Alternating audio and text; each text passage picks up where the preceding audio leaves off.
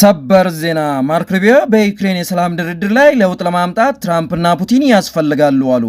የአሜሪካ ውጭ ጉዳይ ሚኒስቴር ማርክ ሩቢዮ በቱርክ በሚካሄደው የዩክሬንና ሩሲያ የሰላም ድርድር ብዙ ተስፋ እንዳሌላቸውና ለውጥ እንዲኖር ዶናልድ ትራምፕና የሩሲያው ፕሬዝዳንት ቮሎዲሚር ፑቲን መገናኘታቸው አስፈላጊ መሆኑን ተናገሩ።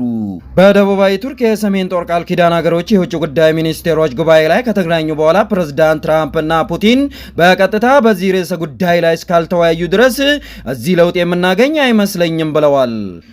ቮሎዲሚር ዜሌንስኪ ሀገራቸው በኢስታንቡል ለሚደረገው ውይይት ልዑካኗን እንደምትልክ አረጋግጠው፣ ነገር ግን በሞስኮ የተላከውን ልዑካን ዝቅተኛ ደረጃ ያለው ልዑክ ነው ሲሉ ነቅፈዋል። የፑቲን የቅርብ ረዳት የሆኑት ቭላዲሚር ሜዲንስኪ በበኩላቸው የክሬምሊን ቡድን ሁሉም አስፈላጊ እውቀትና ብቃት እንዳላቸው ተናግረዋል። መካከለኛው ምስራቅ እየጎበኙ ያሉት ትራምፕ ቀደም ብለው እርሳቸውና ፑቲን በአካል እስኪገናኙ ድረስ በሰላማዊ ንግግሮች ላይ ከፍተኛ መሻሻል የማይታሰብ መሆኑን ጠቁመዋል።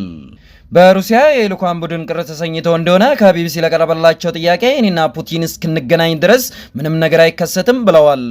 እኔ ካሌለው አይሄዱም። እናም እኔና እሱ እስክንገናኝ ድረስ ተወደደም ተጠላም ምንም ነገር ይከሰታል ብዬ አላምንም። ነገር ግን ብዙ ሰዎች እየሞቱ ስለሆነ መፍትሄ ማግኘት አለብን ሲሉ አክለዋል።